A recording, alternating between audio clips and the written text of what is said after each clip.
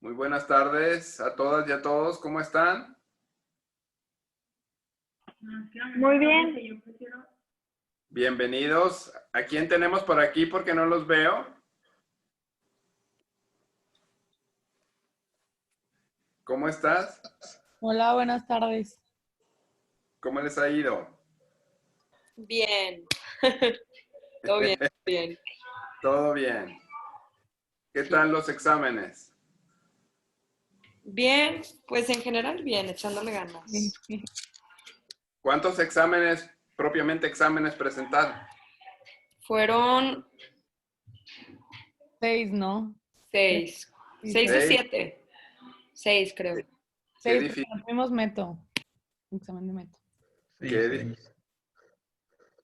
¿Cómo está, compañero Andrés? Muy bien, gracias. ¿Tú, licenciado? Bien, gusto de verte. Aquí, mero.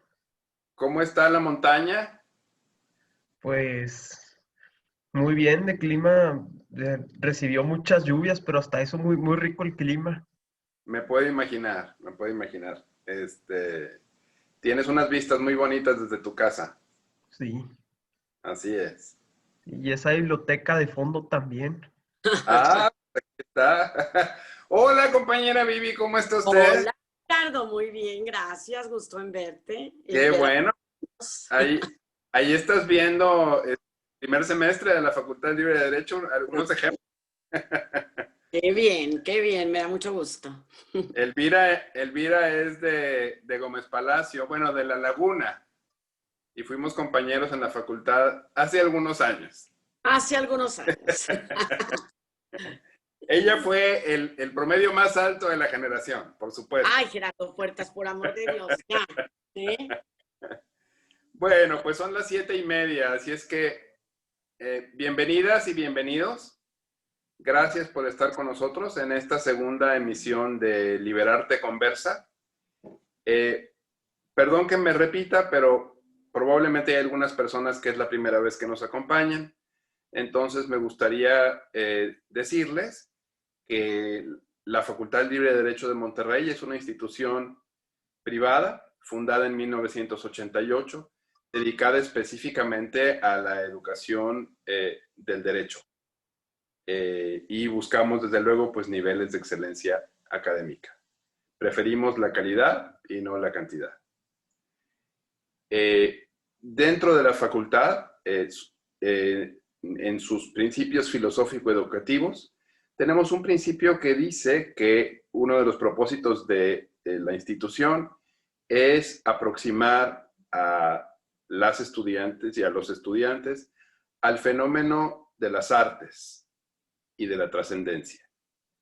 Entonces, desde la fundación de la institución se han hecho pequeños esfuerzos de carácter cultural y desde hace 8 años tenemos oficialmente este programa que se llama Liberarte, que se enfoca fundamentalmente a llevar arte a el campus de la facultad. Tenemos normalmente 2 exposiciones por semestre en el lobby del auditorio, que han sido lo mismo de pintura, que de escultura, que de dibujo, que de instalación, que de fotografía, de algunos artistas emergentes, de otros artistas consagrados ya, y pues nos da muchísimo gusto poder realizar ese tipo de actividades. También tenemos lo que es la pieza del mes, que se coloca en la biblioteca de la facultad, y algunos otros programas menos recurrentes, como visitas a museos y a exposiciones de Monterrey. Incluso hemos llegado ya hasta Mina, y algún día de estos llegaremos a La Laguna, probablemente. En este semestre, como todos sabemos, desgraciadamente hubo que cerrar las instalaciones de la institución, y eso pues nos ha llevado a aprovechar la oportunidad que tenemos de entrar en el mundo de lo virtual y comenzar a realizar algunos pequeños esfuerzos como este en el que ustedes me están haciendo el favor de participar. Se trata de presentarles una pequeña obra de arte y de compartirla con ustedes. Es un esfuerzo que realizan la facultad, el programa Liberarte dentro de la institución y la Fundación PFGC, que fue fundada el año pasado con el propósito, pues precisamente, de difundir las artes y la cultura, particularmente las artes plásticas, la música y la literatura. Como en la ocasión anterior, como nos vamos a ir a Francia y nos vamos a ir al siglo XVIII francés,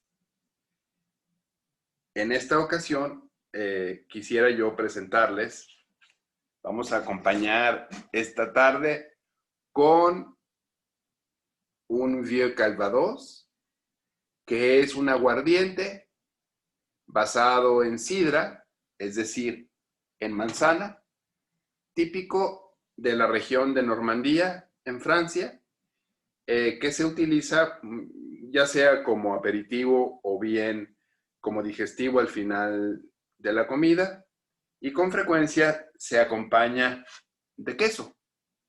Por eso vamos a compartir un queso camembert, también de la región de la Normandía en Francia. Así es que siéntanse en Normandía.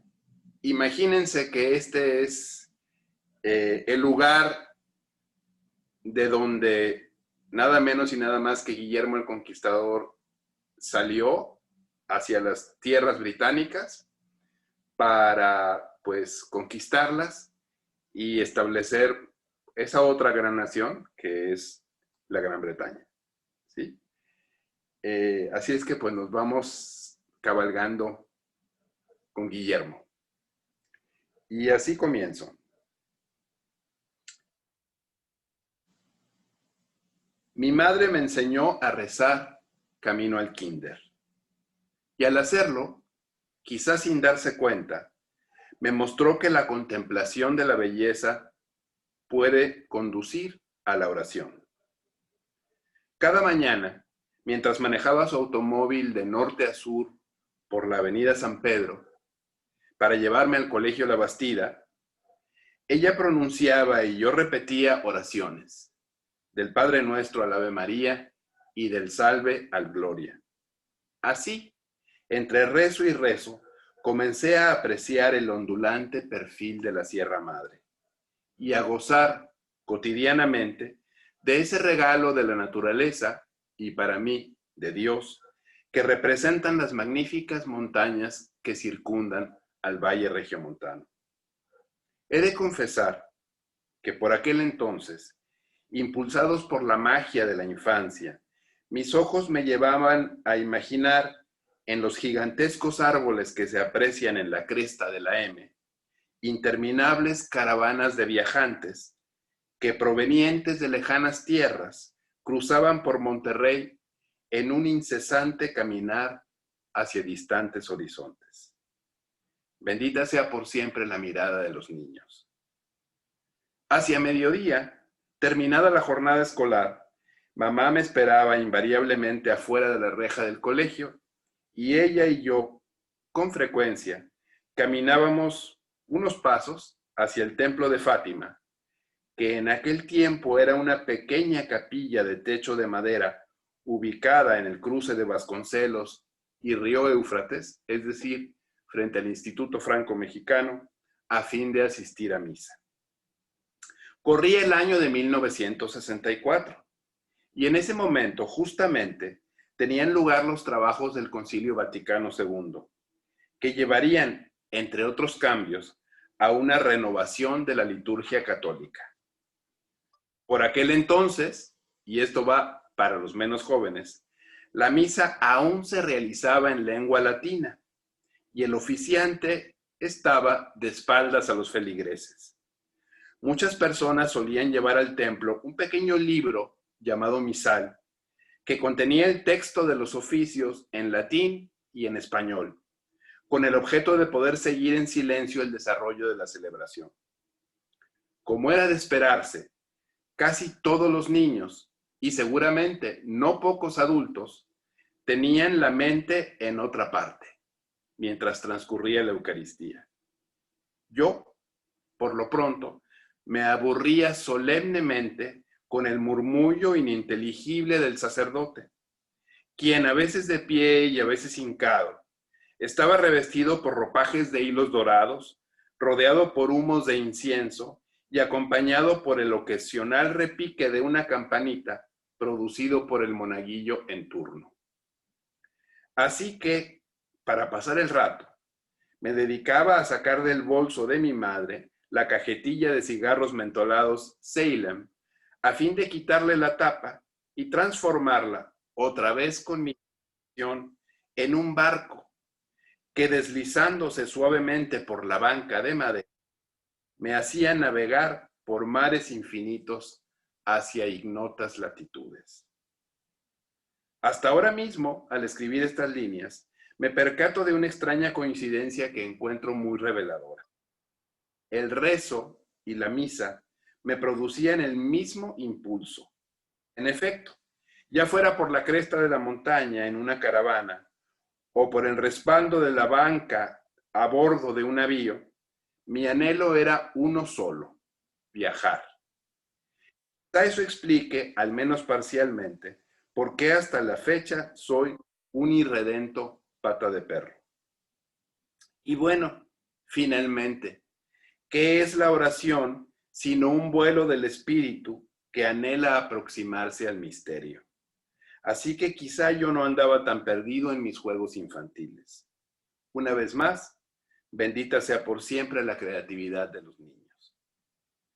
Pero después de este periplo discursivo, sin duda una forma más de viaje y de juego, hagamos un esfuerzo por entrar de lleno a la materia y hablemos de un objeto, aunque curiosamente ese ejercicio nos lleve, de nuevo, a los viajes y a los juegos, a los rezos y a las misas. En el otoño de 2015, mi querido amigo Poncho me honró con una invitación a fungir como testigo de su matrimonio civil. Dicho enlace jurídico, la ceremonia religiosa y el banquete tendrían lugar en San Miguel de Allende. De modo que una buena mañana tomé el vuelo de TAR al aeropuerto de León para posteriormente trasladarme por carretera a ese hermoso asentamiento virreinal situado en el corazón geográfico e histórico de la patria mexicana. Por recomendación del contrayente, me hospedé en el Hotel Nena, un agradable establecimiento boutique situado fuera del centro de la ciudad, a unos cuantos pasos del reconocido hotel administrado por la cadena Rosewood. Como suelo hacer cada vez que viajo, poco importa si estoy en McAllen o en Melbourne, tan pronto como hago el registro en el hotel y dejo mis maletas en el cuarto, me lanzo a la calle a fin de aprovechar todo el tiempo. Y eso fue justo lo que hice.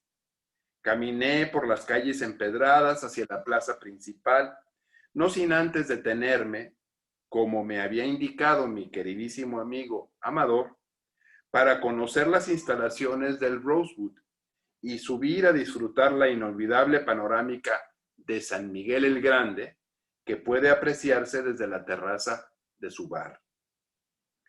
Luego proseguí mi ruta, haciendo pausas aquí y allá, a fin de asomarme a algún patio o explorar alguna tienda. Fui naturalmente a la parroquia de San Miguel Arcángel, para volver a admirar las pinturas murales de obra del maestro Federico Cantú, célebre artista nacido en tierras nuevoleonesas.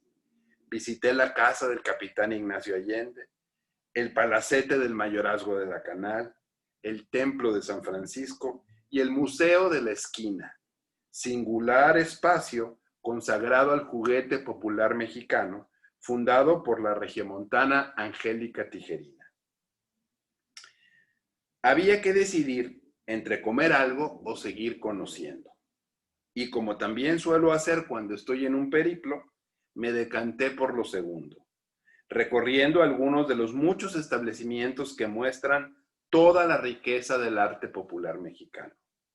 Busqué, por ejemplo, los baúles Remigio, sucursal de la famosa casa fundada en Oaxaca por Remigio Mestas Revilla, que ofrece algunos de los más selectos ejemplos del arte textil surgido de las culturas y de las manos de los pueblos originarios de México.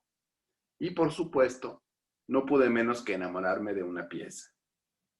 Seguí caminando y de pronto me topé sobre la calle Cuna de Allende con un aparador bellamente decorado que dejaba ver muebles y objetos de fino diseño mexicano.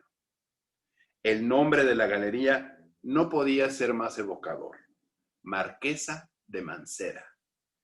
Nada más y nada menos que como doña Leonor Carreto, virreina de la Nueva España, amiga, mecenas y quizá algo más de la excelsa poeta Sor Juana Inés de la Cruz, esposa de don Antonio Álvarez de Toledo y Salazar, marqués de Mancera y virrey de estas tierras mesoamericanas.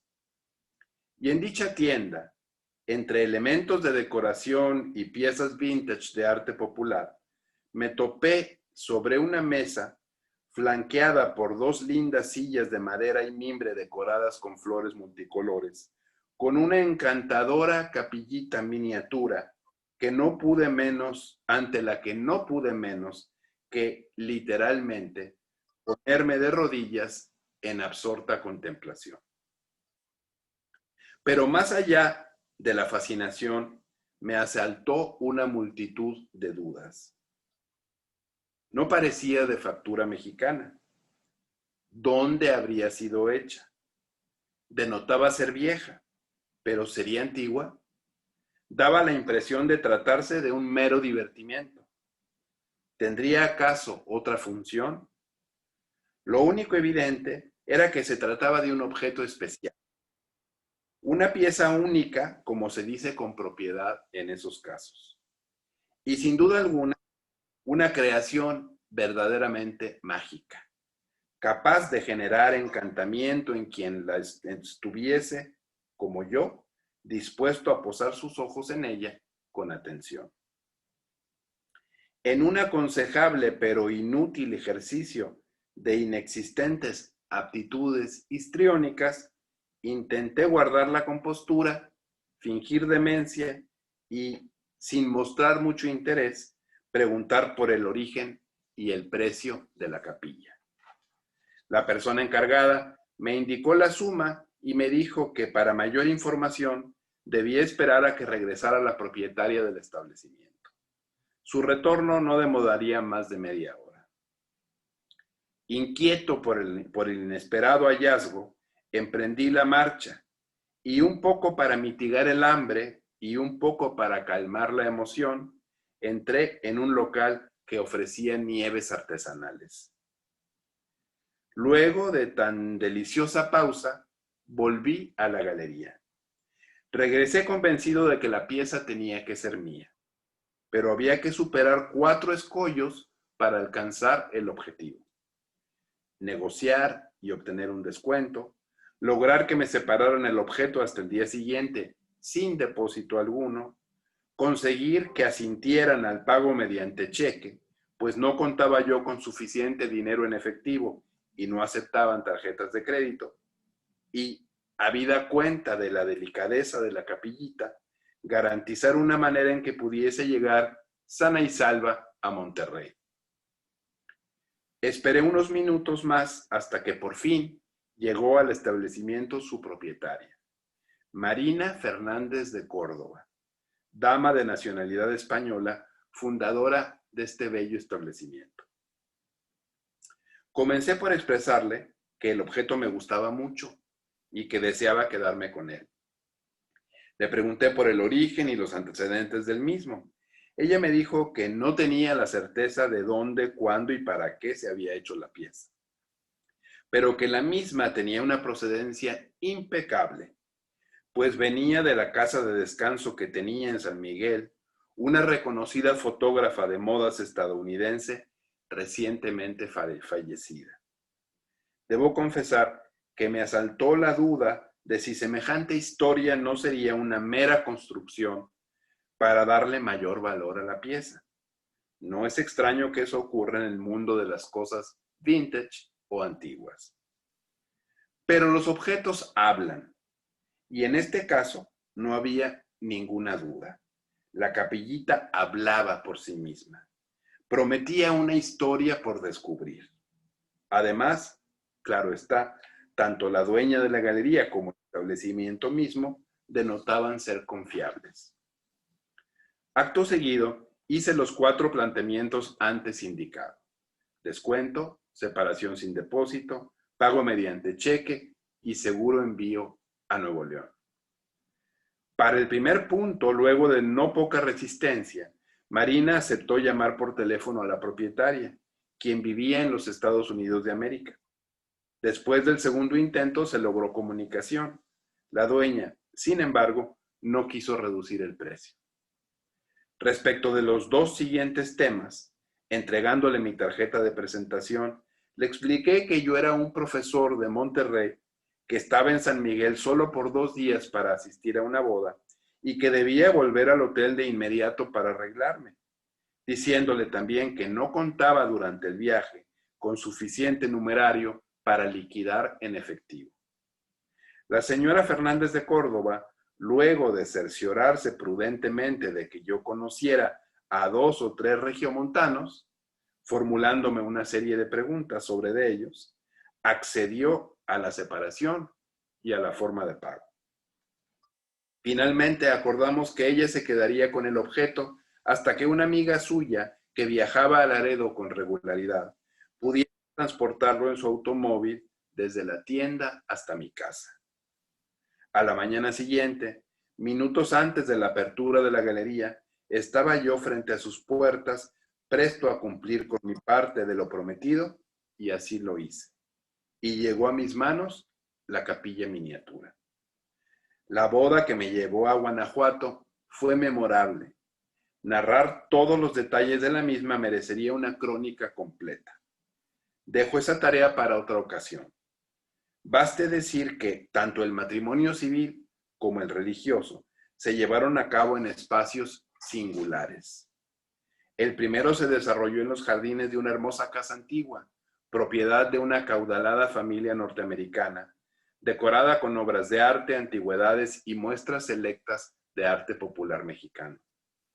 El segundo tuvo lugar en el inigualable Santuario de Jesús Nazareno, localizado en Atotonilco, edificación novohispana barroca del siglo XVIII, declarado Patrimonio Cultural de la Humanidad por la UNESCO, que aloja magníficos murales, obra del maestro Miguel Antonio Martínez de Poca Sangre, y espléndidos lienzos pintados por el maestro Juan Rodríguez Juárez. Haber tenido la oportunidad única de admirar esas creaciones antes, durante y después de la Eucaristía fue una experiencia inolvidable. Hay que recordar adicionalmente que el referido templo fue protagonista esencial en el arranque del movimiento insurgente con el que inicia la Guerra de Independencia, al haber sido precisamente el sitio de donde el cura don Miguel Hidalgo tomó el estandarte de la Virgen de Guadalupe, que se convertiría en la primera bandera de la patria. Asistir a la celebración litúrgica y a la bendición nupcial, precisamente en un escenario tan notable, artística e históricamente, representó una emoción estética y religiosa conmovedora. Y fue para mí, para decirle una frase, una confirmación más de que por el camino de la belleza puede llegarse a la oración. Quiero apuntar finalmente que durante el desarrollo de los oficios, por razones del destino, pasó frente a las puertas del santuario una procesión religiosa popular, acompañada por las notas interpretadas por una banda típica y las descargas producidas por cámaras de pólvora, como una conmovedora muestra más de la riqueza pluricultural de México. No pocos asistentes a la misa de bodas, incluyéndome a mí, salimos un momento al atrio para ver pasar la peregrinación. Débora Turbeville, propietaria anterior de la capilla miniatura, nació en la ciudad de Boston, convirtiéndose con los años en una destacada fotógrafa y editora del campo de la moda. Se estableció en Nueva York, vivió en San Petersburgo y pasó temporadas en San Miguel de Allende. Trabajó como fotógrafa de la revista Vogue y como editora de la revista Harper's Bazaar. Realizó notables series de imágenes para casas de alta costura de la talla de Chanel y Valentino. Alcanzó amplio reconocimiento por las atmósferas llenas de misterio captadas por el lente de su cámara. La maestra Turbeville adquirió y rescató en la referida ciudad guanajuatense un valioso inmueble construido durante el periodo virreinal, parte integrante del patrimonio arquitectónico e histórico de México. Bautizó la finca como Casa No Name, decorándola cuidadosamente para crear en ella un escenario que recuerda los ambientes estéticos generados en su trabajo fotográfico. Hoy, dicha finca opera con el mismo nombre como un exclusivo hotel boutique. Y ahí, en una pared de la sala principal de su hogar, Débora Turbeville colocó la capilla miniatura francesa que da lugar a este texto, como puede apreciarse en la portada y en las páginas del libro Casa No Name, publicado en 2009 por la editorial Rizzoli, de manera que la historia sobre el origen era cierta. La pieza plasma, mediante estructuras de cartón decoradas con papel multicolor y complementadas con espejos, cortinajes de gasa y algunos objetos de metal, entre los que destaca una araña que ilumina la escena, el interior de un templo barroco galo del siglo XVIII. Dentro de la capilla, pequeñas figuras humanas elaboradas con migajón de pan y decoradas con pintura representan al sacerdote y a los fieles durante la celebración de la Eucaristía. Todo el conjunto está colocado dentro de un caparazón de madera y cristal con diseño de dos aguas. Según nos cuenta la maestra Turbeville en el texto Mercado de Pulgas, que forma parte del citado volumen, una húmeda mañana de marzo, en un parisino mercadillo de bric-a-brac, ella encontró esta caja tallada en madera en la forma de una capilla, con una escena interior salida del siglo XVIII. Pequeños personajes hechos de pan francés y pintados con sus atuendos de domingo, hincados frente a un altar presidido por un sacerdote. La fotógrafa halló el objeto colocado, como dice ella, sobre una mesa rústica, llena de cosas excéntricas, dentro de un local que semejaba un pequeño teatro con muñecos de porcelana y marionetas sentadas sobre sillas miniatura. Pasé muchas veces, dice, frente al sitio, nos confiesa, hasta que lo encontré libre de clientes. El marchand, acota ella, tenía la misma atmósfera que su local, un raro y frágil pájaro perteneciente a otro mundo, bello. La pieza debe ser mía, dijo ella al propietario del establecimiento. Este le respondió, esa, sí, es un sueño. La compré en un pueblo en el sur de Francia a una extraña y vieja mujer. Había pertenecido a su familia durante años. Y agregó, no se la puedo vender. Es muy querida para mí y tendría que pedirle una fortuna a un rico anticuario. Pero insistió la artista del lente, yo he estado obsesionada con ella toda la mañana. Es para mi casa en México, sabe usted. Realmente pertenece allí, a mi casa. Es la casa de los espíritus, la casa No Name.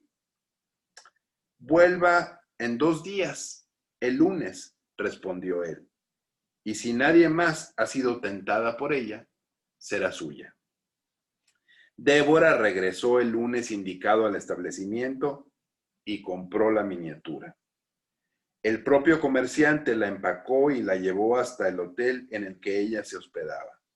Así que luego de un largo viaje transatlántico, la capilla francesa arribó a suelo mexicano. Pero vuelvo a las fechas de mi encuentro con la pieza.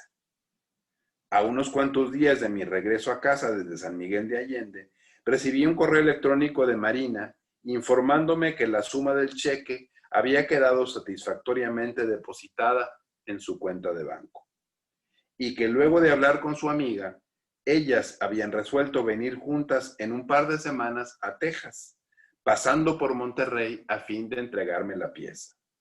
Ambas me pedían, como compensación para traerme el objeto, que les cubriera el costo de la gasolina del viaje redondo San Miguel, Laredo, San Miguel.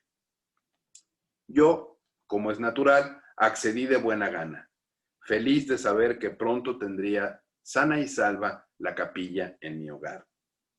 Quiso la suerte que el día y hora de la escala de las viajeras tuviese yo que asistir a la junta mensual de Conarte, por lo que no pude estar en casa para recibirlas debidamente a ellas y a la capilla. Pero ambas descansaron un poco en mi hogar tomando café y galletas, y la hermosa capilla miniatura francesa arribó al Valle Regiomontano. A los pocos días de la llegada de tan bello objeto, Tres Museos tenía previsto inaugurar una exposición de juguetes antiguos. De modo que llamé al Museo de Historia Mexicana, ofrecí prestar la pieza esa misma tarde y ante la premura la llevé personalmente hasta la sede de ese espacio museístico, feliz de poder compartir con los visitantes de la muestra el disfrute de tan especial miniatura. Y hoy, 5 años más tarde, la encantadora capilla forma parte del acervo de esta fundación cultural. Mi madre me enseñó a rezar camino al kinder. Aunque a decir verdad, ella no fue, y yo no soy, de novenas ni rosarios. Quizá por ello me mostró que la belleza puede conducir a la oración. Eso explica por qué cada mañana, cuando voy a mi trabajo como profesor universitario, contemplo el cañón de la Huasteca y doy gracias a Dios, a la naturaleza y a mis padres. Y así, ante el esplendor sublime de la sierra, abro mi corazón y mi espíritu a la oración, porque la montaña es un templo abierto al cielo. Muchas gracias. Abro a preguntas o a comentarios.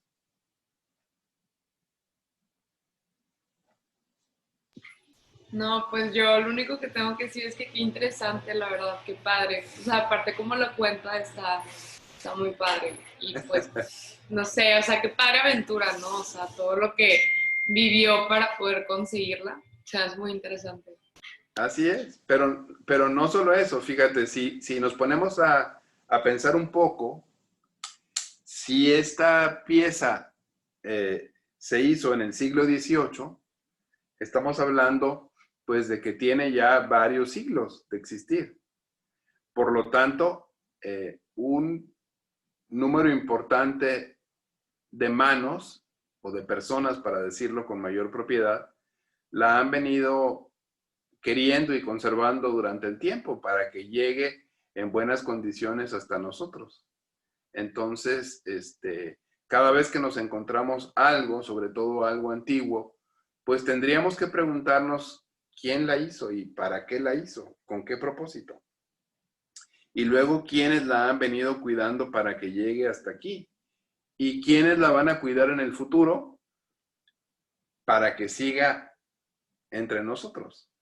De manera que hay una cadena humana, digamos, de emociones y de cariños y de preocupaciones que está detrás de cada uno de los objetos.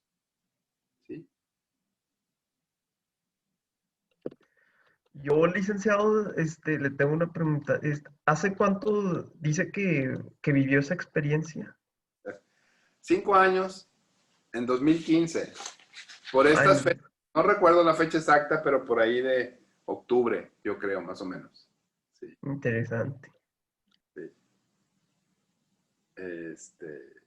Y la verdad, Andrés, que fue una boda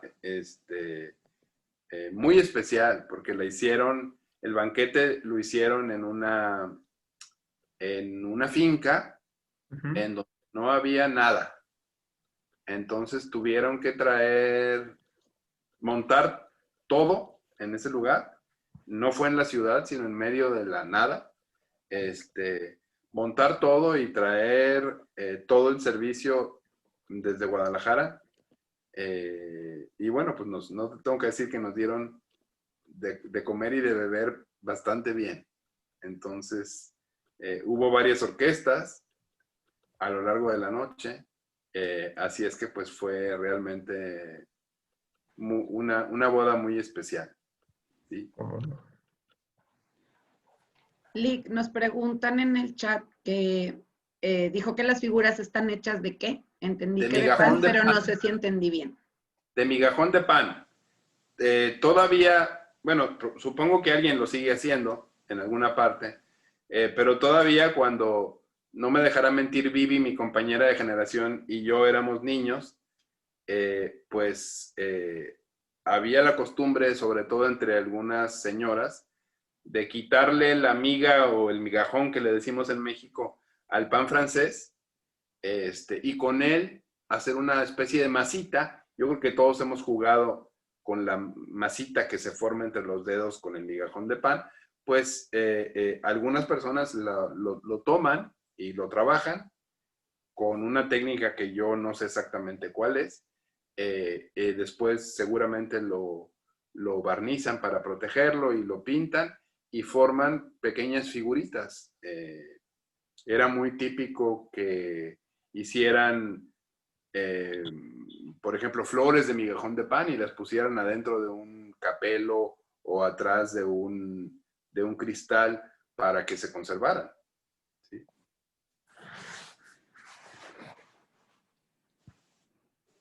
No sé si contesté la pregunta. Sí, Lick. Sí, gracias. muchas gracias, licenciado. Al contrario. Alguien debe de hacerlo en alguna parte del mundo todavía. ¿Sí? Mi estimado Gerardo, Hola, ¿cómo está mi primo? encantado del tema. Y fíjate lo curioso, primero, cómo llega esta obra hasta México, Ajá. que ya conoces esos menesteres de cómo una obra se puede ir de lado a Así, lado. así Pero es. lo más interesante es que partiendo del siglo XVIII y todas las guerras, las grandes guerras que vivió Francia, es un tesoro que Pues alguien sí, haya guardado y que le hayan vendido en un marché aux puces, ¿no? sí. Y que haya llegado a San Miguel Allende, ¿no? Por ella, y a su vez a tan buenas manos. Increíble cómo los objetos viajan. Por eso, esa historia, por ejemplo, de la película del violín rojo que nos cuenta Me cómo el encanta. violín ha ido pasando de mano en mano, es una historia que parece de ficción, pero que es muy real. A veces, primo, yo sé que tú estás consciente y yo también, pero no todos estamos conscientes de que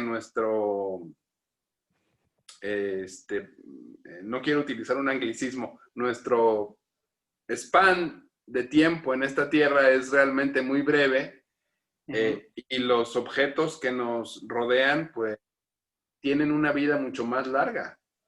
¿Sí? Claro. Entonces, de ahí que algunos se preocupan o nos preocupamos por pensar en el destino de esas cosas, para que nos sobrevivan en buenas condiciones. Calouste Gulbenkian, como tú sabes, que fue un gran coleccionista de origen del mundo árabe, no me acuerdo exactamente, creo que de Persia, y que fue un famoso empresario que vivió en Londres y en Lisboa y en Francia, y que constituyó este maravilloso espacio que es la Fundación Gulbenkian en Lisboa, que no solo aloja arte de todo el mundo y de todos los tiempos y libros extraordinarios, sino que además está en un parque natural bellísimo que está muy cuidado porque ese era otro interés suyo, la preservación, digamos, de esos jardines. ¿Perdón? Y por otra parte, promueve la música. Hay una orquesta formada por la Fundación Gulbenkian, de manera que es todo un toda una gran institución. Bueno, pues ya me fui muy lejos, pero este señor dice, y ahí está inscrito a la entrada del espacio, que para él sus piezas de arte son un poco como sus hijas y que por eso quiere darles un buen destino. Ponerlas en buenas manos, como los que tienen hijas como Adolfo, quiere ponerlas en buenas manos. E hijos también, ¿verdad? Por supuesto. No, maravilloso. Y Adolfo es nieto del maestro Federico Cantú. Es mi primo y es nieto del maestro Federico Cantú, de cuyos murales hablaba yo hace un momento. De San Miguel Allende. Sí. Te interrumpí, Adolfo, ibas a decir algo. Bueno, se me fue la idea, pero el caso es que la pieza es maravillosa. Gracias. Y todavía la enriquece más toda esa investigación que haces para tenerla. O sea, cómo se va dando la investigación, eso me parece todavía que le enriquece muchísimo y ya le da un soporte para las nuevas generaciones. Es decir, aquí está esta pieza con toda esta información. Pues fue un gran regalo. Ustedes vieron, les compartí algunas imágenes de este libro.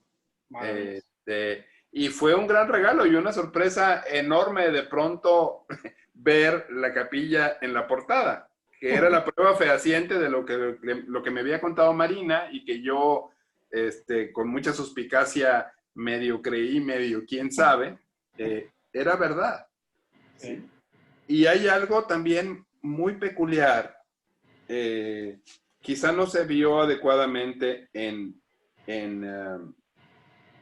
las imágenes que se reprodujeron, pero si ustedes ven el trabajo fotográfico de ella, me voy a acercar un poco. Si ustedes ven el trabajo fotográfico de ella, recrea las atmósferas de la capilla. Sí. ¿Sí? Y su casa misma, aquí está, su casa misma recrea también los escenarios, digamos, un tanto de la capilla. De manera que ella decía la verdad cuando decía, esto debe estar en mi casa, es de mi casa, porque tiene las atmósferas que ella generó, tanto en la fotografía como en la decoración. Eso la hace todavía más única. Habría que imaginar toda la emoción cuando ella la encontró y todo el cuidado con el que seguramente la conservó. Sí. Y la suerte de que estuviera ahí, que se la hubieran vendido y que ella pueda tomarla y llevarla a otro continente. O sea, así es. increíble. Sí. Cuenta, si lees toda la narración que hace ella en esas 2 páginas, cuenta cómo pasó por la máquina de rayos X y cómo se rompió una pieza con el traqueteo del envío y tuvo que mandarla a un restaurador para que la arreglara, ¿verdad? Pero bueno, antes llegó, no deja de ser un milagro. Hoy, tristemente, ese transporte sería mucho más complicado. Por supuesto. Sí, así es. Felicidades por la ponencia. No, hombre, qué esperanza. ¿Abierto preguntas? Sí. Gerardo. Sí, doña Marta. Marta, ¿cómo estás? Bien, gracias. Qué Oye, bueno. Gerardo, bueno, aparte de decirte que con esto me llevas al cielo, Es que linda. quiero decirle al nieto de Federico Cantú que mi papá era íntimo amigo de él, él quería Claro, mucho. Que yo claro, tengo muchas cosas de abuelo. claro.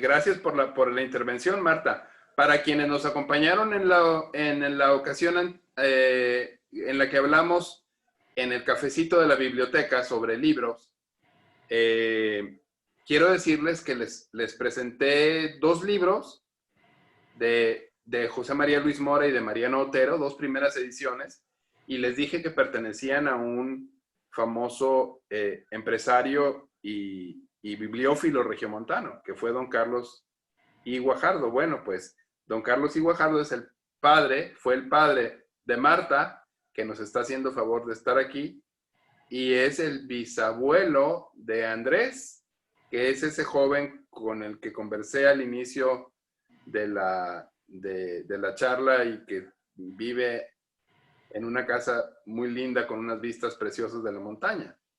Entonces, pues de alguna manera don Carlos está aquí presente también. Gracias, Gerardo. Al contrario, a ti, gracias. Gracias. A ti. ¿Alguna otra pregunta o comentario? Gerardo, ¿qué tal? ¿Cómo Sí. estás? Hola Beto, ¿cómo estás? Pues nada, aquí Qué escuchando. gusto verte. Igualmente, ¿cómo has estado? Gracias a Dios, bien, Beto. Muy encerrado, pero pues Igual ni que modo, todos. es el momento, así es. Marcela, ¿y tus hijos? Bien, Bien, muy bien, aquí andamos también. qué Oye, gusto. interesante la historia, ¿eh? Y qué suerte. Es como encontrar un tesoro, haz de cuenta, yo creo. Y la ventaja es que te fijas en objetos muy diferentes, o sea, no es como la gente que nada más los cuadros o que, o sea, te llaman la atención cosas que a lo mejor a otra gente no le hubieran llamado la atención y puede ser algo único, como parece ser este caso, ¿verdad?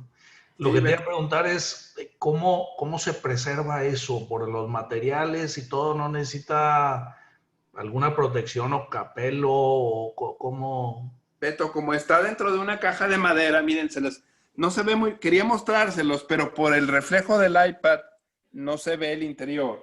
Sí. Pero se les voy a mostrar aquí para que vean. Está en una caja de madera y tiene un vidrio. No sé si tú eres más joven que yo, pero no sé si recuerdas haber visto, a lo mejor en casa de tus abuelos, algunas de estas florecitas de migajón de pan que se usaban en aquellos años, en aquella época. No me acuerdo. ¿No te acuerdas? No me acuerdo. Pero Sí. me imagino que sí son delicadas. O sea, un roedor o algo que ande por ahí se lo come. Sí, se lo come, Beto, completamente. No, qué bueno que está protegida. Definitivamente. Aprovechando, Lick, precisamente una de las participantes pregunta que cómo cree que es el proceso de las figuritas. Se le hace súper interesante, además de que si su tamaño varía o cómo es. Las figuritas deben de medir, pues, ¿qué será? Híjole, yo soy malo para el cálculo, pero aquí tenemos un ingeniero que es Beto. Más o menos es esto, serán unos 3 pulgadas a lo mejor. Quizá un poquito más. ¿Cómo es el proceso? No lo sé. Me quiero imaginar que simplemente se humedece el migajón y se va aplastando para hacerlo masita. Como los niños hacemos masita indebidamente en la mesa y seguramente nuestras madres o nuestras abuelas nos regañaron por hacer eso. Gerardo, Sí. Gerardo. Oye, soy Teresa Orrilla. No sé si me ves. Hola, Oye, prima, ¿cómo estás? ¿cómo están? Ay, bien Bien. interesante tu plática y es admirable preservar un objeto tantos años. Estamos hablando Sí. antes de la Revolución Francesa. Imagínate, Tere. Sí. Imagínate. Bueno, yo lo que te iba a decir, que yo cuando me casé, mi corona de aquí la hicieron de migajón de pan. Fíjate. Pero no sé qué tenga tu pieza, que está con tantísimos años, porque yo no tuve el cuidado y le salieron gorupos. Fíjate. Sí, entonces, Pues no sé, será tecnología francesa? sí, algo le pusieron. Yo creo. Me imagino que lo barnizan. Sí, yo creo que debe de tener varias capas de barniz y de esa manera se protege. Se Sí. endurece. Claro. Sí. Qué belleza, de veras. Es que tú tienes un ojo así como especial, como para las cosas antiguas, importantes. A lo mejor uno lo puede ver y no. Ya, no pues lo que ves igual. te agradezco que estés aquí, Tere, qué gusto. Claro, con mucho gusto, claro que sí. Tere también Claro que es sí. prima y además es abuela de una alumna de la facultad que se llama Teresa Navarro. Que te quiere mucho. Y yo, Sí. Sí. y hablando de Francia, tú hablaste de la Revolución Francesa. Bueno, pues no resisto en enseñarles algo. A ver. Es una cosa de nada, pero miren, es algo muy singular. A ver. Algún día a lo mejor, no sé si se alcanza a ver. ¡Qué belleza! ¿Y de qué está hecho eso? ¡Qué belleza eso! Alcanzan a ver una especie de cilindro, ¿verdad? Yo creo. Sí. Y en el interior hay un Cristo sin brazos. Sí. Esto se llama Chapelle Vendôme. Ajá. Es una pequeña capillita o es un pequeño relicario. Sí. Y Vendôme son los soldados realistas en la época de la Revolución. O sea, los soldados que defendían a los Luises, por así decirlo. Ajá. Entonces, esto es una especie de... ¿De qué está hecho? De marfil, sí. Ah, es lo que te iba a decir, parece marfil. Eso Es una especie de reliquia o de amuleto, si le queremos decir así, que seguramente perteneció a un soldado realista. Ajá. Como forma, digamos, de protección. De protección, que la llevaban con ellos. Así Qué es. belleza de pieza. ¿Y esa dónde la conseguiste? En París. En el mercado de las pulgas.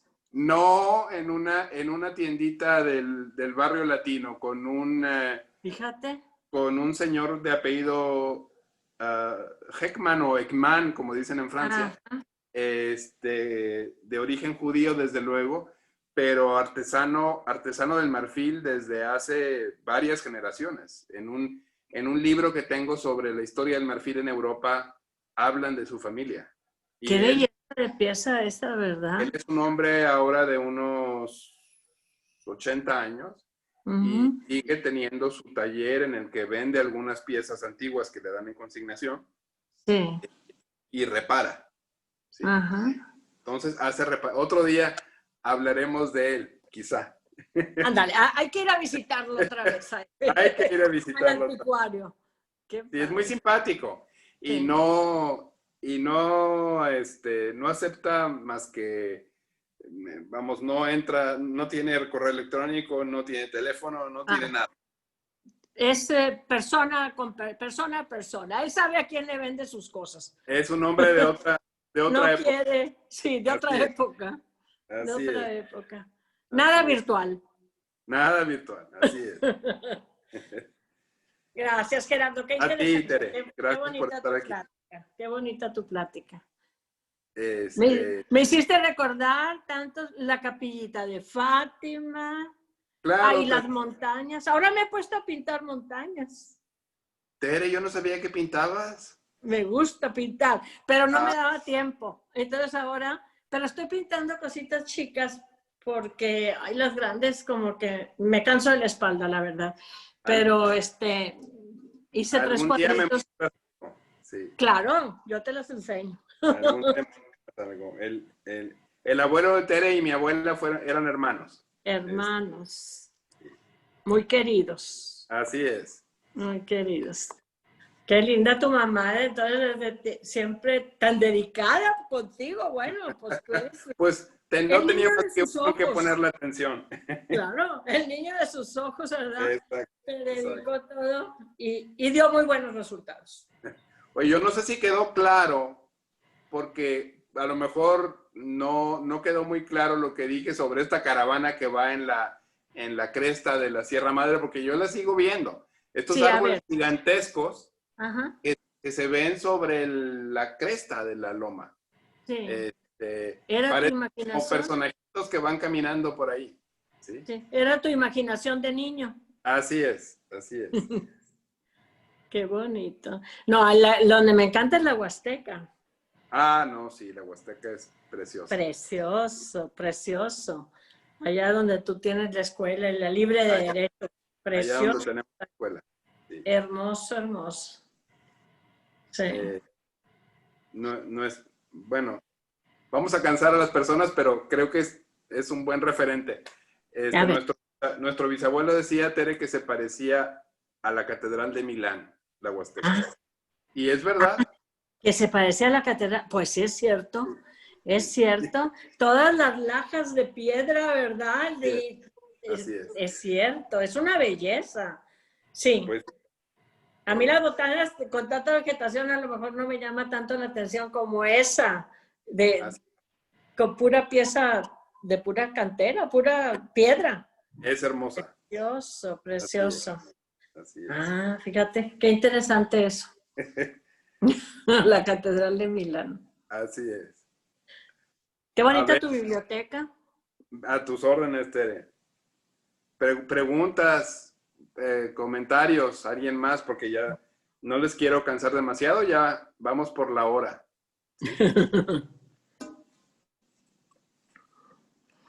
Yo ya les gané todo el tiempo. ¿Sí? ¿Alguien más por ahí? Porque si no, pues ya me bebo el Calvados que tengo aquí enfrente de una vez. Yo, por último, tengo una duda, que es, ¿cómo se llama la bebida que presentó? Ah, Andrés, se llama Calvados. Mira. Se llama Calvados. Es un aguardiente bastante fuerte, Andrés. Sí. Una especie de tequila, por decirlo de alguna manera. Y los franceses lo usan mucho para hacer lo que ellos llaman el trou normand, el agujero normando, ¿sí? O sea, la beben para asentar la comida y para seguir comiendo. Y a eso le llaman el agujero normando, ¿sí? Pero también la beben, sobre todo, digamos, la gente que trabaja físicamente de manera muy ardua, la beben en los cafés muy temprano en la mañana cuando van camino a su trabajo, con café. La vacían en el café y a eso le llaman café Calvá. ¿Sí? Entonces, bueno, se llama Calvados. Ok, gracias. Y yo por lo pronto no puedo más que con uno, si acaso, de vez en cuando. Porque es fuerte. Sí. Perdón. Sí. ¿Me escuchas? Sí, Marta, perfecto. Quiero que sepa, Andrés, que su bisabuelo, Pablo Calvados. Sí. Sí, en casa de mis papás. Ajá. Lo usaban también como digestivo. Sí, claro. Sí, como digestivo. Sobre todo es como digestivo. O también como aperitivo. Pues es un poco como hay gente que toma el tequila al final de la comida. Sí. Digamos que es versátil. Pero sí es muy fuerte. También en la zona de Normandía y de Bretaña hacen otro licor más suave y muy sabroso que se llama Poirot y lo hacen con pera, ¿sí? Es una cosa muy, muy, muy rica, la verdad. Sí. Gerardo. Sí. ¿Es el que trae la pera dentro de la botella? Es el que trae la pera dentro de la botella, sí. Aquí tengo uno. Ah, mira. Bueno, pues qué padre. Te lo voy a dar, Andrés. Qué bueno. Gracias. No más que de a poquito, Andrés. Sí. ¿Algún otro comentario o pregunta? Bueno, pues yo que para ser honesto no sabía que eso daban en casa de mis bisabuelos. Uy, Andrés, en casa de tus bisabuelos se servía espléndidamente. Marta te contará algún día. Por supuesto. No exageres. Es la verdad.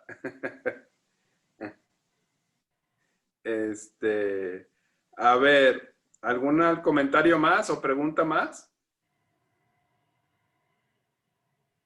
Agradecimiento, Gerardo. No, qué esperanzas. A ustedes, muchas gracias. Gracias a todos por estar aquí.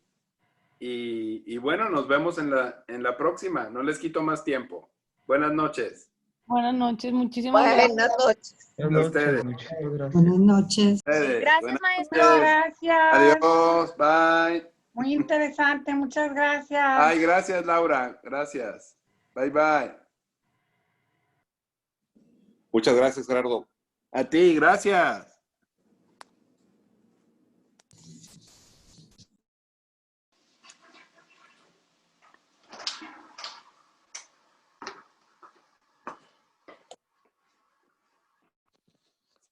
Eran amigos. La única, estaba una compañera que no tenía la cámara